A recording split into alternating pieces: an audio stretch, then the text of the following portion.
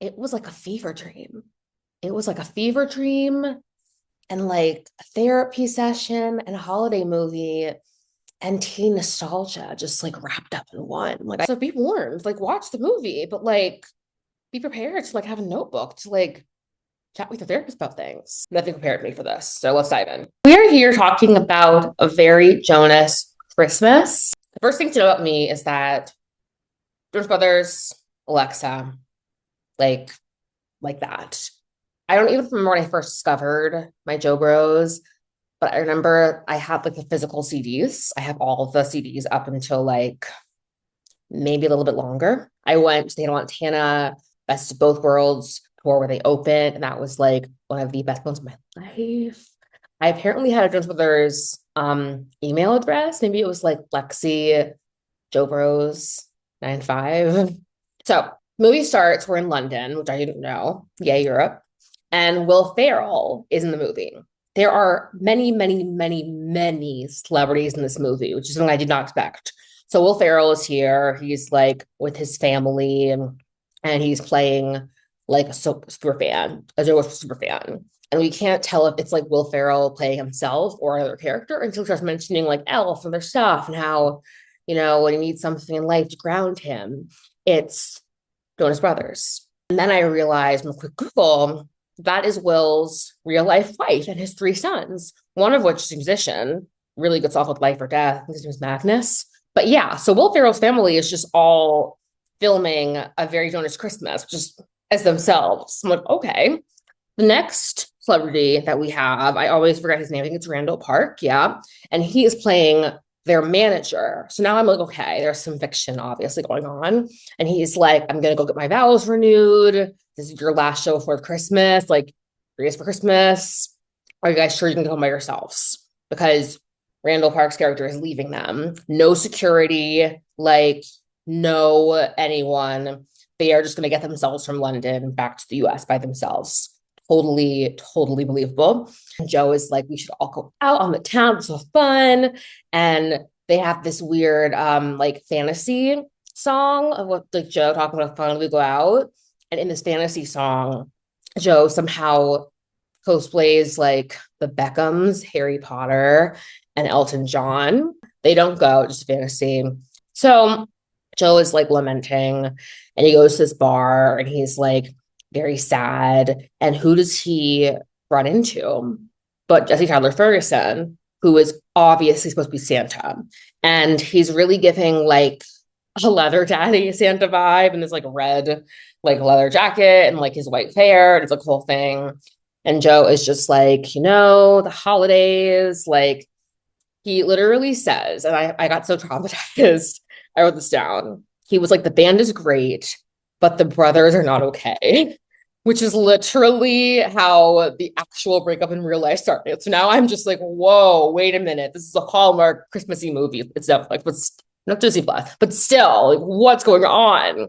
So I have lived through them breaking up in real life, and now I'm like, wait a minute, is what's going to happen in this movie? Obviously, Jesse Tyler Ferguson, aka Santa, is like, I got you. And he immediately casts a spell that basically has it so that like until the brothers find their oneness and happiness again, they will not be able to go home. So the first part of the spell is, or like curse magic, is that their plane, a private jet for tomorrow, explosion, on fire. They can't go home on that plane. They don't find out that it's burned, like it's the airport with their stuff. Okay, that's fine. And their tour manager, Randall Park, is like, no worries, guys. I sent you a travel agency card with your bags. The travel agent is a very, very heartbroken and very incompetent Billy Lord, who is not incompetent in real life, but doing a great job playing that in the movie. And she has recently been broken up with. She's very sad and she doesn't know how to do her job, but she somehow gets them on a train to Paris. So they call an Uber, which meets them on the flight pad next to their like burned down plane, obviously. Who is the cab driver? Andrea Martin. And I'm like, Andrea Martin, Aunt Vula, what are you doing here? And she's just like driving this cab. And I'm like, okay, girl. She's very kooky, very fun. She almost gets them run over many times. Very funny. They get to the train station, and this is where they are very like self-aware on the nose, like breaking fourth wall. They're like, oh, we're a little early. We have time for a song, and they got on the train. So then, of course, the magical Sarah Ferguson fucked them once again. Magic Santa has changed the route of the train they are on from Paris to Amsterdam. Now, I don't know if that's what actually happened or if they he changed it like an Amsterdam plane train that was already going to Amsterdam made them think it was Paris. And then they got on with Amsterdam because there are other people on this train who are actually going to Amsterdam. That was their plan all along. So I don't know exactly how the magic works, but like it's like in these movies, you have to suspend disbelief. But my disbelief is right next to me. We are like cuddled up together. Like, what's going on? So on the train, obviously, Joe has to run in to his childhood best friend. They're just like in the snack car. It's like, oh my God, girl, what's up? And I think her name is Lucy Chen. Yes, she was Portland when they were 13 years old. And Joe was like, wow, going to Amsterdam? Well, no, she says no, Amsterdam. That's why she's going somewhere in Europe. And she's like, yeah, I had a heartbreak too. And I'm like, okay, everyone's been dumped up for Christmas. Great. And he's like, well, have fun. Bye. No change numbers. No, like, let's catch up later. Get a call. I don't know. It's weird. Nick gets a call on the train also from their manager, like agent, I guess, worked for Randall Park, Laverne Cox. And she's like, great news. The promo people, like, whatever those people are, organizers are, they want to extend the tour by a month. And Nick is like, a month. And he's like, I don't know. And then suddenly in front of him, a mini Joe and mini Kevin appear. And they're like, oh, that'll be great. Yeah, you can just like keep us motivated and do all the stuff while we're just lazy as hell because the insecurity is popping up. And this is going to be a recurring theme that Nick gets it all done while Joe and Kevin don't do anything logistical. The kind of insecurities pop up throughout the movie. And the brother is like all in the head. It's very interesting. So Nick is like, you know what? No tour. No more tour. And Laverne is like, kill me. So they're all in their seats again. And Kevin's like, I think this is the best time to tell you guys this thing I want to tell you. And it's like, I don't even know how they talk over him, I guess. But it's just like, they just go right over you. It's like the saddest thing. Once again, so triggering because in the documentary, Happiness Begins, and a lot of their like talking since they got back together, I've talked about how Kevin felt overlooked and not important. And now they're just like replaying all of their trauma, like in this Christmas movie. It's wild. So then it's like they're all on the train, and it's like now arriving in Amsterdam. And they're like, what? So they didn't realize they weren't going to Paris the entire train ride. That's fine. So Billy Lord is to get them a hotel for the night. And it's like the worst hotel you've ever seen. The lock is like tied with string, which is very weird. They're like trying to figure out what they're going to do. And Joe just happens to see Nick's Broadway rival, who is doing some kind of talk comedy show that night in Amsterdam. And they're like, wow, you have a private plane. Go back to New York after this. Nick, let's go. And Nick is like, no, he hates me. We were at Home Alone together and I played his dad in a musical, which doesn't exist. It's kind of funny. So they're like, no, we have to go. We have to go. We have to go. So they do. He ends up singing with his Broadway rival and having this like epic musical theater off. And there's lots of falsetto and who can go higher. And it's just like a big mess. And of course, like no plane for you. So they're just like sad about that. Joe is in the hotel bar. Who is in the hotel bar? His childhood best friend, who happened to be at the show and just saw all of that. Wild. And she's like, yeah, I'm going to go and try to like do a like knock off my checklist for like an Instagram worthy thing I wanted to do. Do you want to come? And Joe is like, oh. And his insecurity now flashes up where his brothers think he's like a tramp. The word tramp was used. And just like very flaky. And when he had told them about running into Lucy on the train earlier, I forgot this part. His brothers were like, oh, a connection. Do you call that? Do you make a lot of connections? Because like apparently he has a lot of dates and like, you know, you can make adult, you know, connections. So he tells them they made a new friend, and he goes off with Lucy and they're chatting, and Lucy's talking about how it's weird to like ask how he's doing, even there's like paparazzi and celebrity magazines. And she's like, is it weird how people ask how you're doing when I know everything? And you know they know everything. And it was just an interesting little commentary on celebrity life. And like I've written about this sometimes, but like we forget that celebrities are just human people who have this like micro, like magnifying glass to their lives. But anyway, so they go to this river and Lucy is like, okay, let's get in. And Joe is like, uh-huh. She wants to go like basically skinny dipping, like in their underwear in this river because it's a New Year's Eve thing. Everybody does it. But she won't be there for New Year's Eve. She wants to do it now. And Joe was like, you know what? Let's go. So he takes off his passport like waist thingy and puts on some random bench. And I'm like, why? And rather than have somebody just like steal it, which would happen, of course, magic Santa just tell Ferguson magics the passports away. So the belt is still there, passports are gone. So that's happening. I also have to go back to the Home Alone thing because during the Home Alone performance, when Nick was singing with Broadway Rival, he at some point called himself a bad daddy. And I just had to like let you know that. I just needed to get out into the world that I heard that. So, oh, and then also in Joe's insecurities, one of Joe's insecurities is that he's a worthless party boy, doesn't deserve love. So sad. Okay. So then Kevin, we're back at the hotel while Joe is swimming in this lake, probably like getting like, I don't even know what this lake is. What river? Kevin's in the mirror trying to like hype up, talk to Nick by himself. And now Kevin's having insecurities, but his insecurities are repeating things that Nick and Joe actually said about him being like cardboard and like a washed up talent and all these mean things. And in his head, the thing, oh my God, I can't remember my own notes. But basically in his head, it's like we things are so mean to you, you don't make anything up. Like there's no embellishments going on for you because like our stuff is so mean already. And it's like, oh, okay. Like human cardboard and the world's most unlikely rock star. Was the therapist on set? Like, that's what I want to know because, like, I want a therapist, but like, you're basically rehashing all of your insecurities and brotherly wounds in what I thought was going to be a light and fun Christmas movie. So, like, do you have a therapist? And where's mine? Like, someone call Tracy. So now, of course, Joe and the girl getting out of the river, they have their clothes. There's a police officer. They can run through the streets in their underwear. They just magically stumble into a laundromat.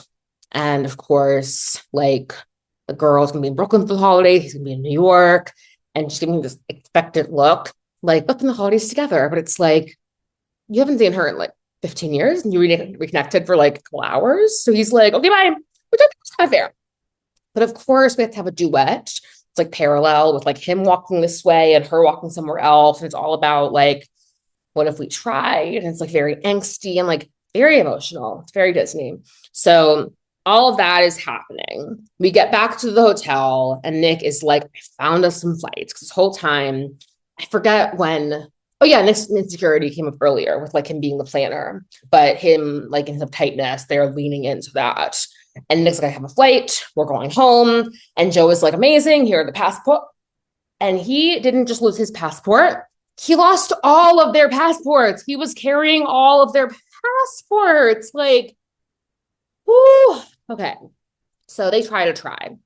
The travel agent is like, I'm gonna get you a car. You can go in this car to another European city where my ex-boyfriend's pilot will fly you home. So they get in the car. Of course, Magic Santa, Stella Ferguson, makes the car break down. They are now hitchhiking because that's safe. And then, of course, Stella Ferguson appears, but this time it's not really Santa Claus, like leather daddy. It's lumberjack daddy. Now he's in like a red lumberjack outfit. And he's like, yeah, go in. So Nick gets in the front and Joe and Kevin are back with Christmas trees in the back. And somehow Jesse Tyler Ferguson and Nick get into this talk about like brotherhood and like he's talking about how it's like hard to Tyler Ferguson to like not have a pack of his own. It's like Santa metaphor. He's like, I just like make my deliveries once a year, Christmas trees. And I'm on the outside looking in the windows, like Santa not like being part of the family, just never got the gifts. It's like a little sad. So Nick is like, actually, can I get in the back with my brothers? So he gets in the back and they're like all chatting about like childhood. And they have this song called Remember When, which was actually like, very good. All the songs are like kind of for the movie. I can't tell if they're like songs that they had before, but the movie or like the other way around. But Remember When like really got me. So they're reminiscing, they're playing actual home videos, which is really getting me because seeing my boys all grown up and then seeing them like little babies is just like a lot. So now they are walking towards the plane. And I'm like, please God, let this plane work. So they get on the plane, they're in the air, they're going home. For some reason, there's a Christmas tree on a plane. I don't know why they have a tree on a plane, but like whatever. But then there's bad turbulence. And I'm like, is Magic Santa going to make this plane go down? Because it seems like they all got back together and they're happy. But there's like something awry. And then Laverne Cox texts Nick again and is like, hey, are you still thinking about like the tour and the concert? Because like we could still extend it. Remember, Nick said no.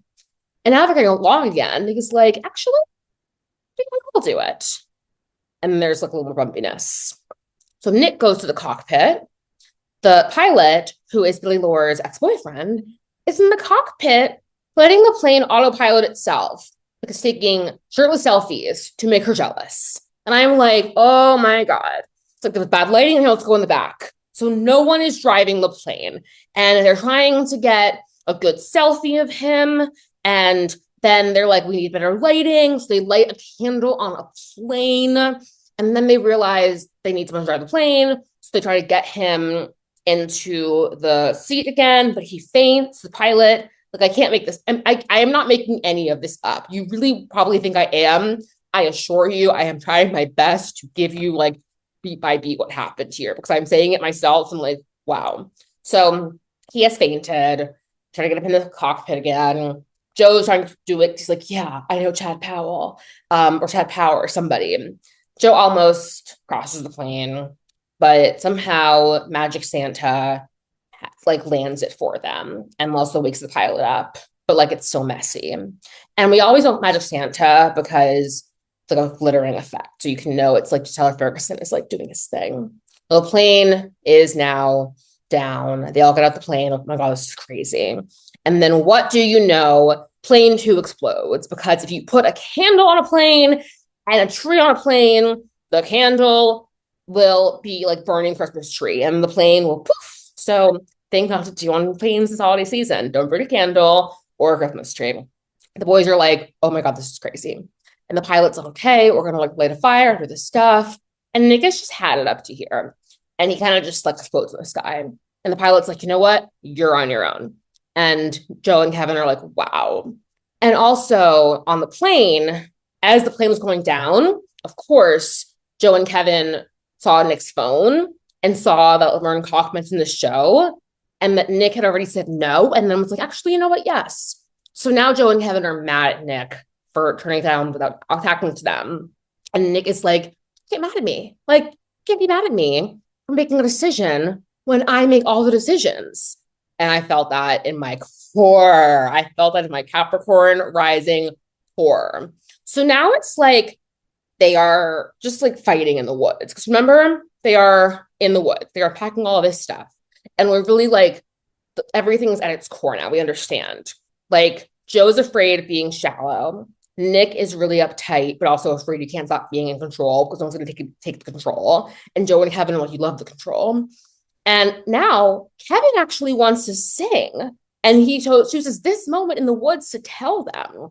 And he also is like, you two are narcissists. And I'm like, once again, was there a therapist on set to do like daily decompression sessions? And Nick is like, well, we didn't make hard for you to speak up. You just can't be assertive. And like, truly, are they acting? Or I think they're acting. I think they had a real fight in that woods and like they didn't call cut. I think it was like reality TV. It was wild. And so like, it's just truly a time. And they're having this crazy fight. And then, of course, they all split up in the woods because all splitting up and just like going on a little meditative, I'm so angry walk is a great thing to do when you are literally like, I have no idea where they are in the world in these snowy woods and it's dark. So singing this song and they're like, better on my own, whatever. And when they get to Kevin's verse, it's literally him playing the guitar and subtitles I've been wanting to sing because he hasn't sung yet. And I'm like, I'm going to cry. I can't do this. I'm too emotional. I also want us to get Frankie's commentary now because he's the fourth his brother. I'm like, what is he thinking right now? So they all, of course, walk in the circle, they're back together. And of course, now there are the pack of wolves because they're in the woods. And there's one wolf, nobody could take him.